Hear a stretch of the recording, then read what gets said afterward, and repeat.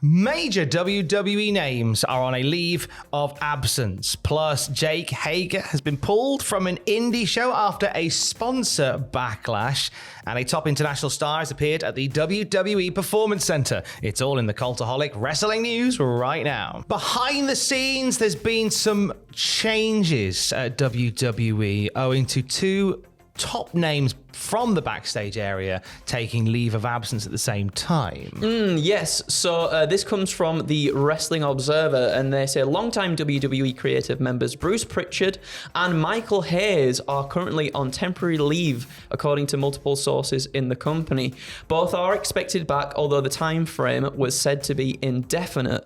Pritchard's absence is officially said to be due to a family emergency. Hayes' absence is due to personal issues.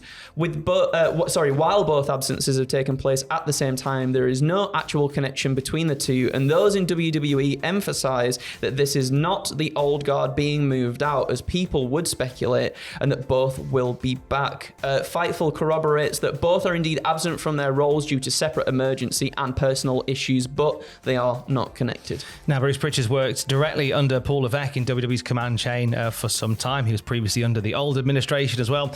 Michael Hayes is one of WWE's longest serving and highest ranking producers. He's responsible for putting together the majority, if not all, of the Bloodline segments and stories alongside Paul Heyman. So there was some concern as to the status of Michael Hayes when at Crown Jewel it was revealed by sources behind the scenes that it was James Gibson, former Jamie Noble, that was putting together the Bloodline segments as opposed to Michael Hayes. That led to some investigation, and it led to the revelation that both Bruce Pritchard and Michael Hayes are off the scene at the moment for separate reasons. And when we know more, we'll let you know more at cultaholic.com.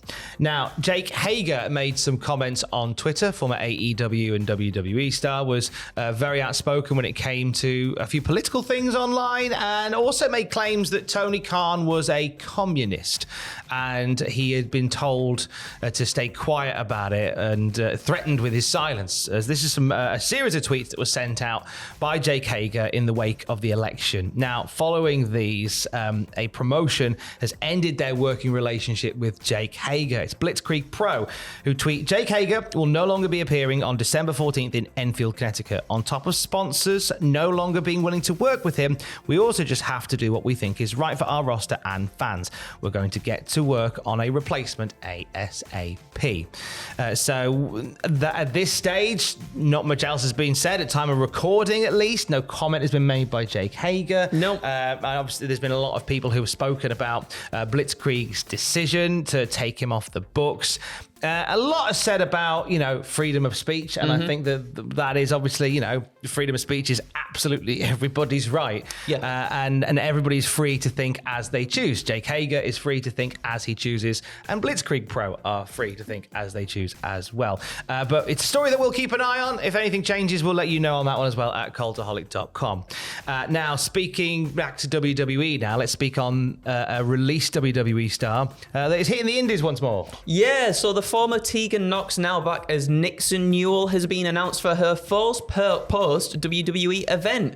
She's going to be a part of Attack Pro Wrestling's Under the Mistletoe. That's very good. On December 14th and 15th in Cardiff. Now, this is going to mark Nixon's return to Attack, her last match there being in April of 2017. This one was quite surprising, actually, I felt like, because recently when we heard of her release, she did put on Twitter saying, like a post, I think it was some merch, and it said 90 days. And I was like, oh, so we're going to have to wait a little while then before she gets back into the ring. It doesn't seem to be the case. Yeah, it seems like something's been agreed by some parties or another. Obviously, I know Nixon Newell being Welsh and that an Attack Pro being based in and around the Cardiff area as well. Maybe there's been some sort of arrangement that's been made.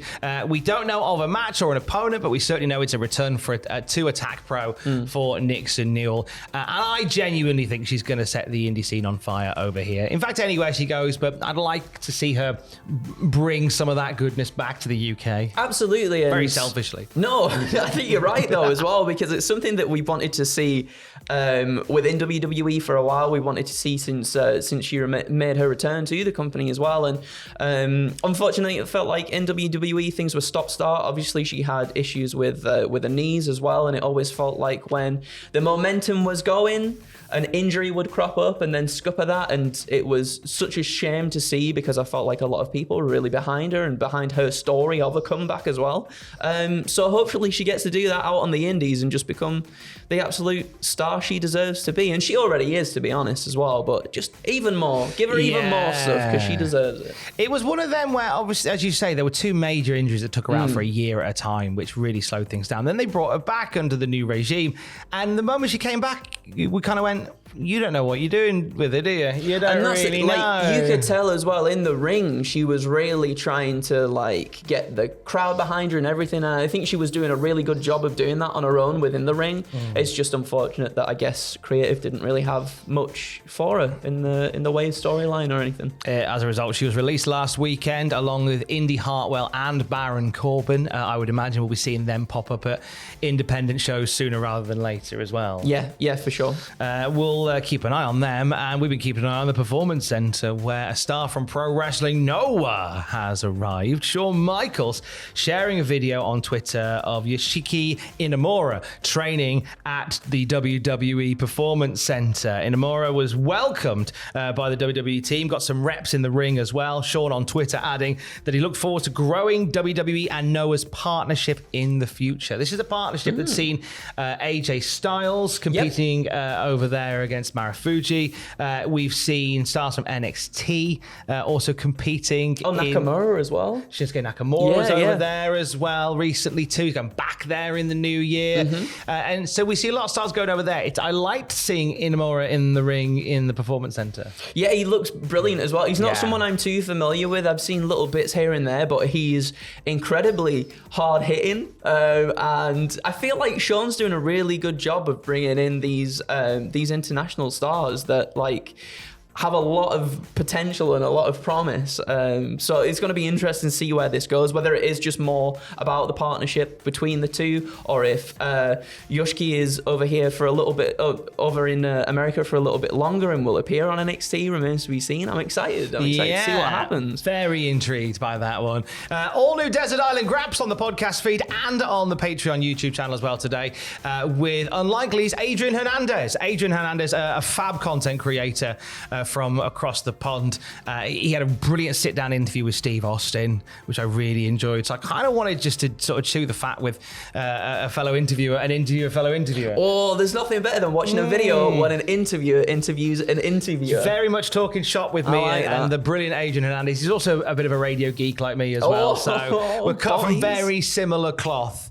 So you can listen to that on the podcast feed, and if you're a patron, you can watch that as well. And tomorrow, I'm having the conversation a bit later today. I'm speaking to Harry Slash from Harry Slash and the Slash Tones, who did This Is Extreme. They did the ECW theme. So we'll have a little chat with him about the creation of that song, other stuff he's working on. I believe he's working with somebody from The Cure on some stuff at the moment as well. So what? Yeah, I know, right? That's cool. Yes. So we'll have a chat with Harry, and you'll hear that tomorrow morning on the podcast feed as well. And of course, for the very latest wrestling news at any time, you can check out cultaholic.com. Keys. I love you. Bye.